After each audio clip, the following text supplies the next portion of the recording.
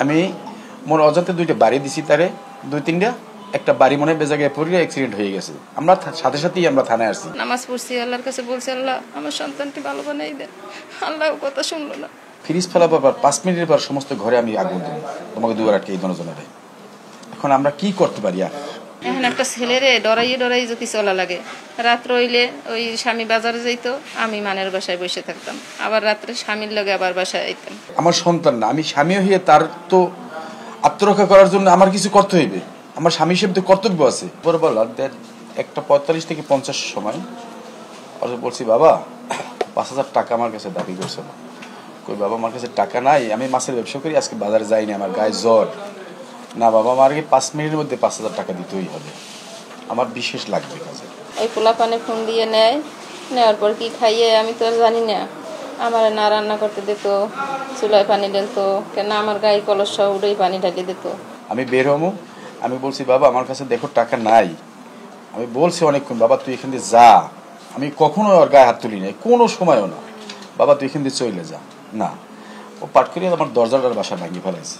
সারা যেখানে লাকড়ি ছিল সব ভিজিয়ে দিত, ভাঙচুর এরকম করতো, করে আবার যাইতো, আবার ঘরে আসতো। এরকম আইতো রাত 12টা বাজে, ওই খেতুই ওখানে ওর ইচ্ছে মতো চলতো আর কি।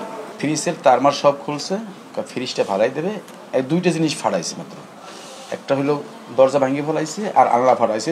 ফ্রিজের যত বিদ্যুৎ ছিল সব ছিঁড়ে ফেলাইছে। 3 মিনিট সময় দেবেন তোমার, 3 মিনিটের মধ্যে যদি আমার টাকা না দাও আমি ফ্রিজ ফালাই দেবো। আজকে তো ওই ওর বাবার সাথে ওই ইডে করছে, আমার কয় তুই আমার চোখের সামনে আইলে তোরে ধরে কালে সিটে ফেলাই দেবো, তুই আমার চোখের সামনে আসবি না। আমার ঘর ছোট, আমরা গরিব, ভাঙ্গা চোরা ঘর, বোঝেন, আমার কোনো সেফের জায়গা নাই, আমি যে সেফের জায়গায় থাকবো। ফ্রিজ ফেলাবার পর 5 মিনিটের পর সমস্ত ঘরে আমি আগুন দিই, তোমাকে দুয়ার আটকে এই জনজনারে। এখন আমরা কি করতে পারি? আমাদের কি করণীয় আছে? নিজের তো জীবন রক্ষা করতে হবে, বাঁচতে হইবে সমাজে।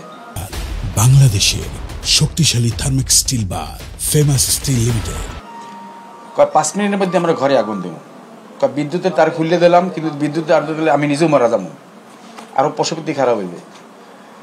আর মায়ের গায়ে খুব অত্যাচার করছে, আর মায়ের একটা লাথি দিছে, আর মা অনেক দূরে পড়ে গেছে। এখন একটা ছেলেরে ডরাই যদি চলা লাগে, রাত্র হইলে ওই স্বামী বাজারে যাইতো, আমি মানের বাসায় বসে থাকতাম, আবার রাত্রে স্বামীর লগে আবার বাসায় আইতাম, আবার সকালে স্বামী যাইতে, আবার আমি মানুষের বাড়ি দুয়ারে কয়দিন থাকা যায়, আমি এরকম পলাই থাকতাম ছেলের ডরে। পড়াশোনা করতে এসেছি, পরীক্ষা দিয়েছিল ফার্স্ট ইয়ারে, তারপর আর পড়াশোনা করে নাই। আর মায়ের একটা লাথি মারছে, মা অনেক দূরে পড়ে গেছে। এখন তার আমি আমার সন্তান না, আমি স্বামী হয়ে তার তো আত্মরক্ষা করার জন্য আমার কিছু করতে হইবে। আমার স্বামী হিসেবে তো কর্তব্য আছে। আমি তার একটা পাশেই একটাই ছিল, একটা লাঠি রডের মতো ছিল, পাইপ, প্লাস্টিকের পাইপ না, ওটা মনে হয় লোহারই পাইপ। আমি মোর অজান্তে দুইটা বাড়ি দিছি তারে, দুই তিনটা, একটা বাড়ি মনে বেজাগায় পড়ে অ্যাক্সিডেন্ট হয়ে গেছে। আমরা সাথে সাথেই আমরা থানায় আসছি, আমরা মনে করছি নাই। পলাই থাকার কারণে ওই বাবাই আইতো, ফোন দিত, কইতাম আমি বসেন আমি রান্না করি, আর হে না বসলে রান্না করতে পারতাম না, খাইতে পারতাম না আমরা কেউ। এইভাবে দিন অনেক চলে গেছে, তারপরও সহ্য করছি। ছেলে ভালো হইবি, আল্লাহর কাছে বলছি, কত নামাজ পড়ছি, আল্লাহর কাছে বলছি, আল্লাহ আমার সন্তানটি ভালো বানাই দেন। আল্লাহ কথা শুনলো না, শেষ মাস তো এই ঘটনা হয়ে গেল।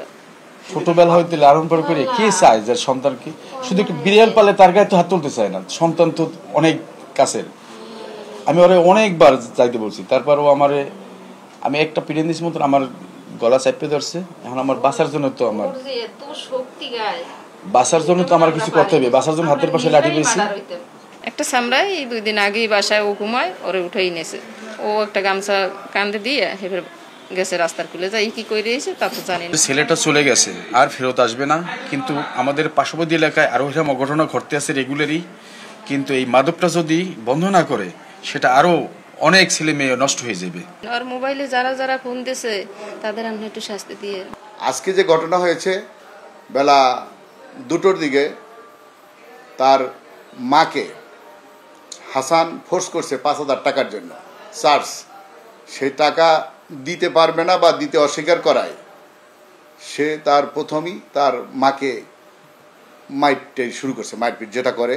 তখন তার বাবা তার স্ত্রীকে তার ছেলের কাছ থেকে বাঁচানোর জন্য যে আঘাত করছে, এই আঘাতের কারণেই সে গুরুতর অসুস্থ হয়ে গেলে হাসপাতালে নেওয়ার পরে তাকে মৃত্যু ঘোষণা করে।